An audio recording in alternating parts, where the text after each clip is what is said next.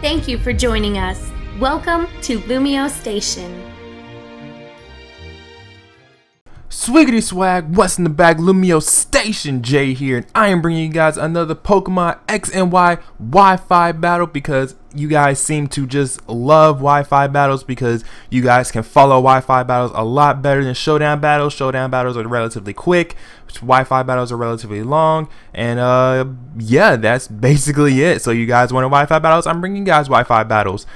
This doesn't mean that I'm completely off of Showdown. If I do manage to get a super nice battle on Showdown when I'm on Showdown, then you know I will upload that here for you guys as well. But we have a Wi-Fi battle here up against Shane. I think that their name was like Firestar 2400 or something like that. I did get this battle in a stream that I did, and team breakdown. I have a bunch of Pokebank Pokemon. He has like one Pokebank Pokemon and a bunch of threats. That's basically it. Sorry about not really a in-depth team preview, but I am going to go ahead and lead off with my Victini as he leads off with his Infernape. I really didn't know what to lead off with on my team, so I just thought, Victini would be the best bet, just in case maybe he led off with Infernape. And he immediately switches out into the Garchomp because he does not want to take the Psychic. I went ahead for the safe play and went for the Psychic because I didn't want to try to, predict anything first turn really. That's just, I don't play like that. It's just too risky for me to do that. But anyway, I'm gonna go ahead and switch out because I'm fearing the Earthquake from the Garchomp. I'm gonna go into my Fortress to take it because my Fortress is my physically defensive wall, as he actually Mega Evolves into his Mega Garchomp, and he goes for the Crunch instead. I didn't really understand why he would go for Crunch over Earthquake. I really don't know, because Earthquake hits everything on my team for at least neutral damage except for the Trevenant.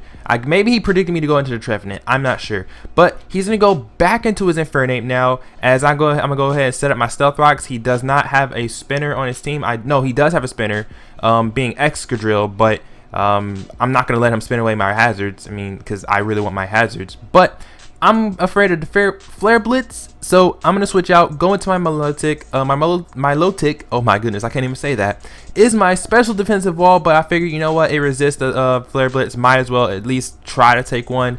And I go ahead and stay in, making the big mistake. I made a big mistake of staying in, because Infernape carries Iron Fist and Thunder Punch, and my Milotic is going to go down without even being able to do much of anything. But with my Milotic down, I will be able to bring in my Keldeo and go ahead and revenge kill this Infernape or get nice damage on something that wants to come in. Now he's going to switch out, predicting me to go for the Water type attack, and goes into his Trevenant. Now I really wanted to predict him to go into the Trevenant. I really did. I do carry the Icy Wind on this Keldeo. I was so close to clicking Icy Wind, but I just didn't want to risk him staying in and going for the Thunder Punch on my Keldeo. I didn't want to risk it, so I just went ahead and went for the Hydro Pump. My Keldeo is also Choice Scarf, so yeah. But anyway, I'm gonna go into my Fortress because I figured, hey, Trevenant cannot really touch my Fortress outside of Will-O-Wisp, which he does in fact go for. A burn on my Fortress means nothing to me. I mean, I might not be able to get back up to Sturdy, but at least I could wall a few things if need be, being this Trevenant for instance. But instead, I'm going to go for the Volt Switch because I want to switch into something that can at least take on this Trevenant reliably, being my Victini. So I do just that. I'm gonna Volt Switch out, go into my Victini, and I know he's gonna switch out, so I'm not gonna go for the Fusion Flare. Instead, I'm actually gonna go for the Psychic because Psychic hits everything on his team for at least neutral damage. I could have predicted the Azumarill to come in and went for the T-Bolt because this is a special Victini, not a physical Victini. That's why I do not carry Bolt Strike. I carry Thunderbolt. I would carry Thunder, but sometimes Thunder wants to miss even with the Victory Star boost. But I'm afraid of the Aqua Jet. Gonna go into my Trevenant to resist it, and Trevenant does just that. He resists it very well. And I'm not really sure why my opponent decided to stay in and keep on going for Aqua Jets when I am a Trevenant. I could have easily just went for the Horn Leech and got all of my HP back. I don't know why I didn't go for the Horn Leech and get all my HP back. I probably should have gone just for the Horn Leech, but at the same time, oh no, I know why I went for the Leech Seed, because I predicted him to switch out into anything except for his own Trevenant, because his own Trevenant, I mean, Trevenant can't take on Trevenant essentially unless they carry Shadow Claw, which, you know, Mines does carry Shadow Claw. So I was predicting him to go into something else to preserve his Azumarill. That's why I went for the Leech Seed, but he just stayed in. So I was like, okay, I mean, that's cool, buddy. That's cool. That's all fine and dandy, buddy. But I go ahead and take out the what is it called? I go ahead and take out the Azumarill. He brings in his Excadrill, and then he immediately double switches out into his Garchomp, as I have no clue why he did that. I'm actually really confused as to why he did that, because I just stayed in and went for the Will-O-Wisp. I guess he brought an Excadrill thinking he could probably Rapid Spin away my hazards, but he realized that Trevenant is a ghost type and I completely block Rapid Spin. I don't know, but I went for the Will-O-Wisp, missed the Will-O-Wisp. It didn't really matter if I hit or missed. I just wanted to hit something with the Will-O-Wisp. Excadrill would have been nice to hit, Garchomp would have been nice to hit, but I missed. So I go out into my Fortress, because my Fortress can nicely wall this Garchomp. He goes for the Swords Dance. It doesn't necessarily matter if he goes for the Swords Dance or not, because I do still have the Keldeo. Not only that, but I have the Victini that also outspeeds this Garchomp, because fun fact, Mega Garchomp is actually slower than regular Garchomp.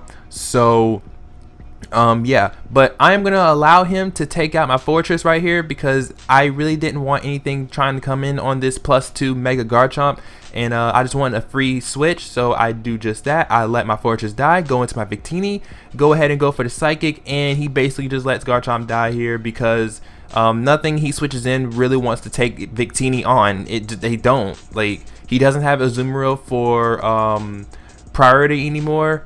He brings in the Excadrill. The Excadrill cannot outspeed Victini, because Victini has base 100 speed. It's pretty decent. It's decently fast, and I'm gonna go for the Fusion Flare. Look at that Spirit Bomb, and the Excadrill is gonna go ahead and die to that easily. And I think all he has left on his team is Infernape and Trevenant. No, he has Talonflame. He has Talonflame.